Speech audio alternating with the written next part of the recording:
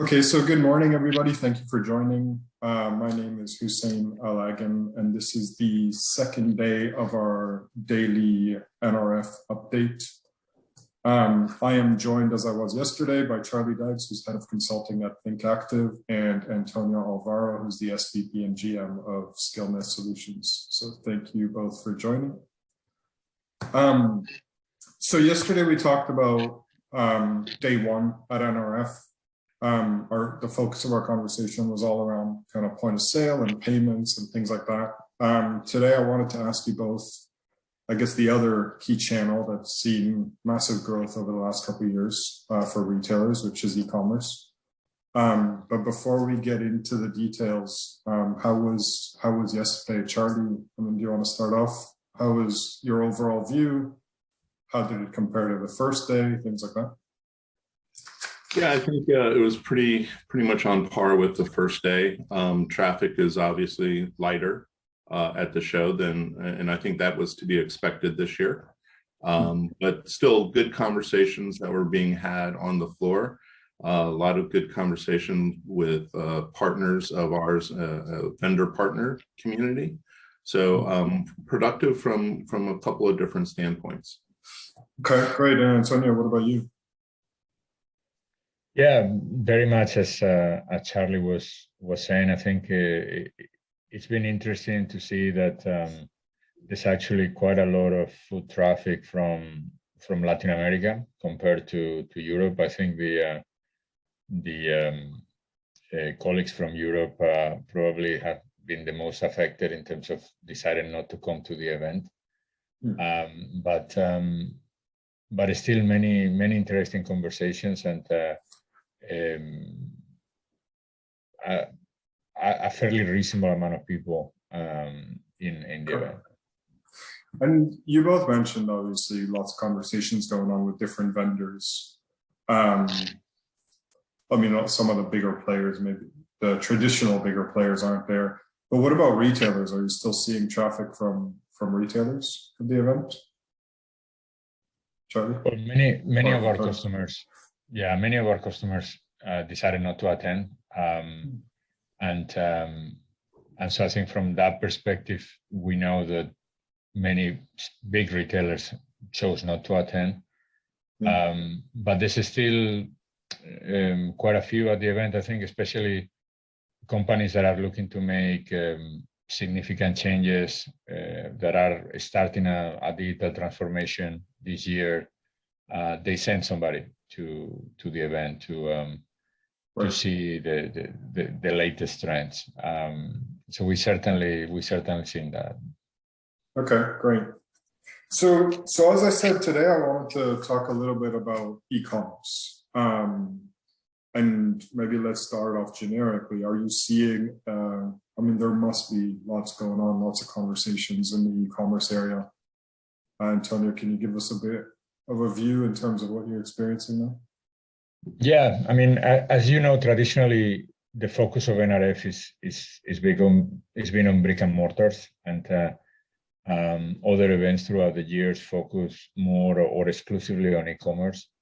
But clearly over the years the lines between brick and mortar and e-commerce have been blurred, and we see in NRF how companies that are here are not only the big traditional software vendors, but also now pure play e-commerce companies that are promoting their products and services.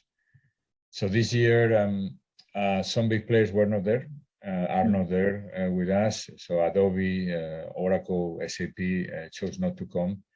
But there is a plethora of e-commerce solutions on the floor, starting with Salesforce, that has one of the biggest presence in the event. But then a whole range of digital commerce players. I think pretty much all the leaders in terms of people like Commerce Tools, BigCommerce, BTEX, Spryker, Kibo, Optimizely. are available, are at the event, and they're all showcasing their latest suites of services. I think the trend that we saw back in 2018 probably started in terms of marketplaces has continued, and all of these vendors now have some marketplace capability, which for traditional retailing is a really key feature now, and that's been one of the key things that has been showcased at the booth with these players. Outside of the e-commerce platform vendors, this year there's a lot of, again, pure service companies for e-commerce, and especially we've seen them servicing search. So solutions for search optimization that are going far more and far deeper than purely doing SEO, but actually helping merchandising organizations within retail to optimize for online. And there's a lot of companies that are trying to serve this market. Obviously, the key technology element for these companies is leveraging machine learning, and a couple of interesting companies that we saw yesterday were Coveo, which provides features for merchants to completely control search so that they can build the site based on the features and content that they have available for their products. We also saw a demo with Constructor.io, which introduced also conversational search that provide the different facets for having an interaction through something like an Alexa, but very much target to a sales process that can dynamically provide search results that match the interest from the customer. So those are certainly things that we've seen quite a bit in the event this year. So it sounds like a lot more than previous years, and like you said, in terms of e-commerce focus versus just brick and mortar. Absolutely. Much more presence than in years past, comparative for sure. And Charlie, are you seeing trends? Obviously, I mean, we've talked about omnichannel for years now, but is there more coming out this year than previous years? I mean, there's obviously focus on pure play e-commerce, but are you seeing the crossover between stores or even bringing e-commerce tools into the stores, anything like that? Yeah, I mean, there's several vendors that showcase those type of things. I spent some time at the show in the startup zone and the innovation lab that NRF, puts on. And so going through there, you have, a number of individuals that are doing, analytics that can help. They're doing things with fulfillment, doing different aspects with shipping. And so there's a wide variety, but I thought there were a couple of different ones out there that kind of are making the customer engagement process better. So it's almost as if you're shopping in a brick and mortar store, the way that they paint the products and paint their screens and give you that kind of a viewpoint into the product selection and the buying process. So I thought those were really interesting things to see. There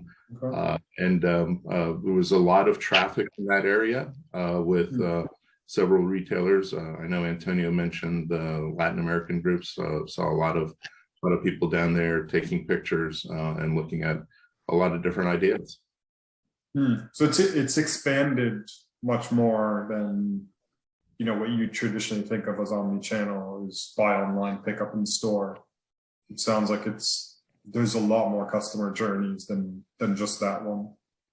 Yeah, I mean, so the whole thing with omni-channel is the seamless process for the customer experience, right? So you know, before multi-channel was all the, you know, retailers providing different channels for you to purchase from, but they were in silos. And then you go to cross-channel where you connect a few of the pieces, but it wasn't, you know, a fully, you know, robust connection around. And now in the omni-channel world, you're seamless. You can pick up in one and you know, buy in one channel, pick up in another channel, and it's a very seamless process. And you know, technology has obviously a lot to do with what the retailers can offer. That's a good description of it, actually, because there's a lot of questions that usually come up as, you know, how did we go from multi-channel to omni-channel, and is there really a difference? But yeah, that's a good way to describe it.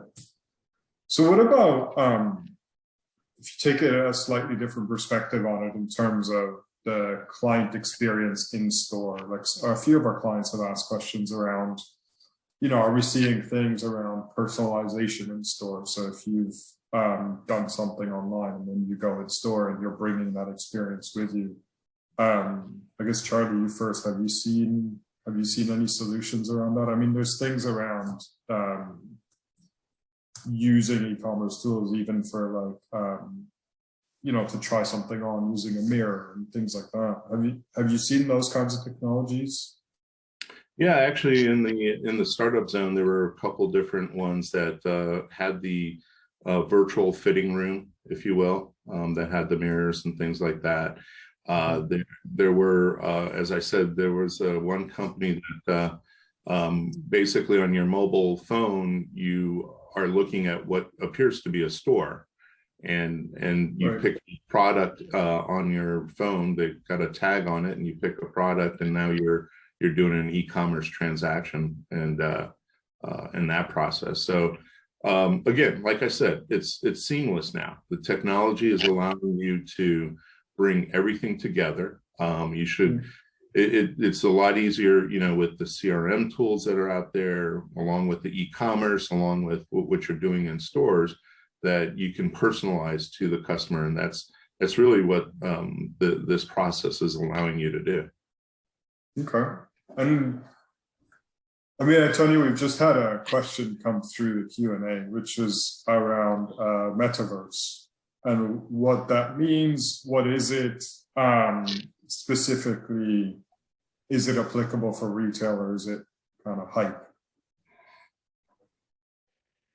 Yeah, so we've seen that companies are starting to play with that concept, and a couple of vendors had VR kits on their booths for demos.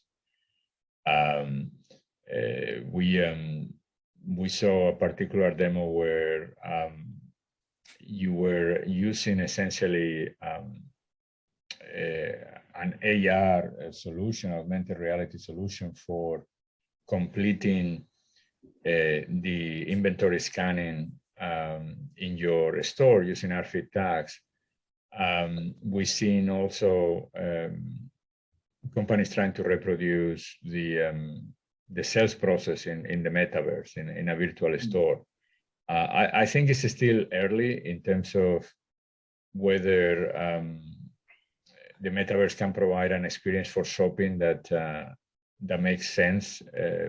Some of the attempts seem to be almost like a throwback to initial days of e-commerce, where the different graphical interface, what it does ultimately is to bring a lot of friction and make the sales process very slow or clunky. So I think it's unclear what will be the use cases where VR will be really useful. But some companies probably, when it comes to, Charlie was mentioning visual fitting, Visual fitting is something that will benefit tremendously from improvements on the metaverse, where maybe you are at home and you complete your 3D body scanning, and then after you've done that, you can enter into a virtual dressing room experience, try different clothes, see how they fit, and then complete the purchase. So that clearly has value. We saw a couple of companies that are starting to try to do that in Reverie.ai and Where. And I think those type of use cases we can see that might make sense and might be part of then the experience of e-commerce moving forward. And so when we talk about e-commerce, obviously that's quite a broad term, right? There's multiple components within it that all have to work together. One of the questions that I received before we started this call was, where is their value? What do you focus on? If you have, an old platform, how do you start in terms of modernizing? Because everything fits together. And it's not always very easy to just pick one thing out to update it. Yeah, I think it's a difficult question, and it's one that different e-commerce shops will have slightly different answers. But for quite a few years now, the focus was to be able to iterate your front end very quickly. Being able to provide a strong capability at the front, the user experience being absolutely critical, and optimizing for conversion being absolutely critical.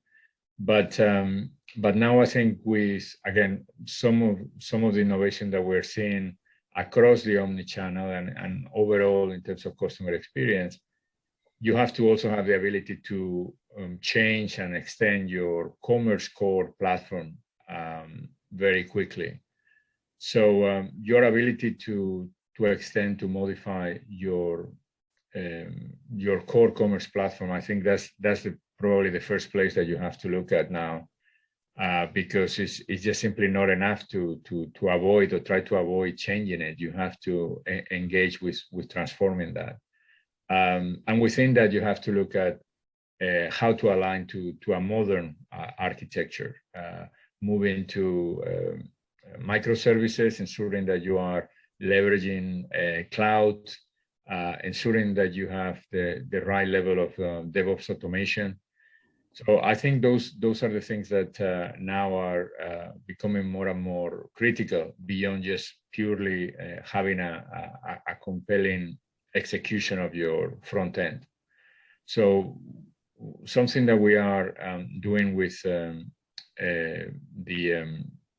customers that are coming to our booth is we are offering an assessment for e-commerce modernization, where we review precisely these areas in terms of their existing implementation, and provide a view of how these areas can be improved, how with some of the accelerators that we have in SkillNet for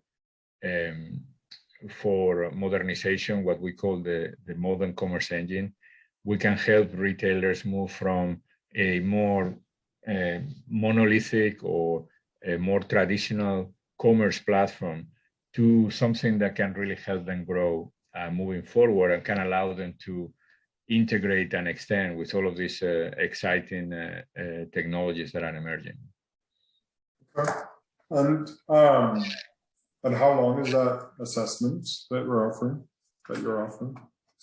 So the first thing that we're doing is we are offering a 2-day assessment in which we will be covering the maintenance of the architecture. We will be looking at the integration, and we will be comparing some of the features that are available versus things that we can provide really as quick wins with our accelerators. Okay. After that initial assessment, then we engage in terms of what are the recommendations and what is the potential go forward. Okay. So another question that's come through, again, before the webinar was about, there seems to be a trend where e-commerce vendors are starting to expand into POS area. I think we've seen an example, well, one example of that is Shopify, right? They started as an e-commerce only vendor, and then they've started to offer their point of sale. Are you seeing that more and more as a trend? The interesting thing is, what that's meaning is the point of sale side of things is much more competitive, but I haven't seen anybody go the other way that started with point of sale and go the other way. I just wanted to get your views on that. So I think what's interesting there is you can also take it from the retailer side. There are e-commerce retailers that are getting into brick and mortar. So they need the point of sale functionality because it's a different customer experience, and it's a different checkout process. And so it seems logical that the vendors that are the e-commerce will want to continue to support their customers that started out in that e-commerce world. And you know, from a point of sale side, the point of sale groups have always integrated to, you know, the back end systems, to tax systems, to a number of third-party systems. So they're just used to having that integration process. And so maybe they're not as quick to wanting to go out into the e-commerce world because that's an integration point that they may have already built.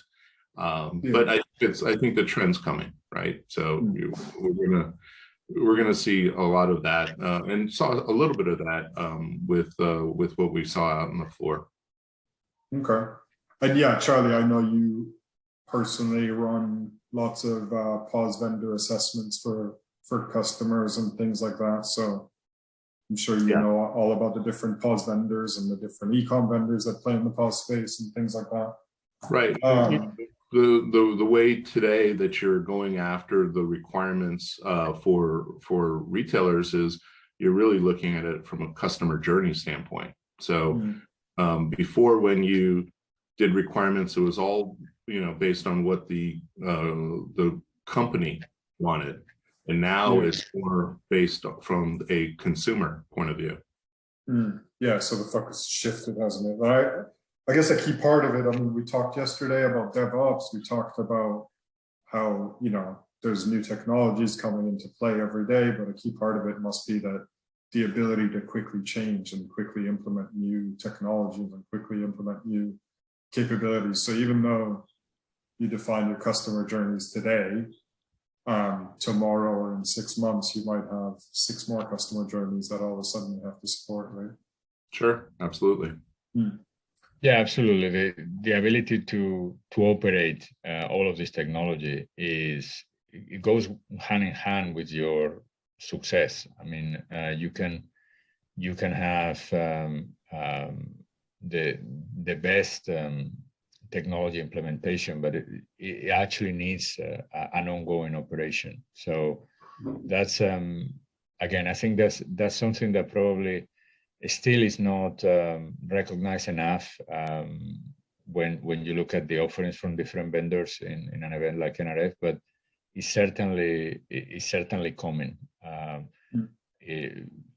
The complexity of supporting, monitoring, operating these solutions is increasing, and the need for retailers to have the right teams and the right tools to do it is really important. And actually, tomorrow that's going to be more of the focus on of our conversation. So tomorrow we're going to talk a little bit more about what are the digital assets that you need both in store and online and across your IT landscape in order to make these, let's say, front-end technologies work well. So whether that's analytics, whether that's, you know, you're talking about DevOps, even in the context of like creating and maintaining customer journeys and things like that. So it's going to be really about the digital assets that we're seeing outside of specifically point of sale or e-commerce. So Charlie, what's your plan for today? Any exciting plans? Exciting plans. I am going to talk to some people about RFID, just to see how that's changing. I'm hearing a lot about it, and wanted to kind of get a little bit more details on that. Okay, great. So yeah, I will ask you about that tomorrow. Sounds interesting. And Antonio, your big plans for today? Well, we have a pretty busy day today with some customers that attending. So it'll be quite an exciting day today. Okay. Well, great. So thank you both again for your time. Charlie, we'll miss you tomorrow. Actually, I won't get to talk to you about RFID because we have Ruben joining us. Right. But hopefully you can update him on that and I can ask him about RFID. Will do. So I won't get to speak to you. So have a good flight, safe flight back. Have a good day, Antonio. I will speak to you tomorrow. All right. Excellent. All right. Thanks, guys. Take care. Bye.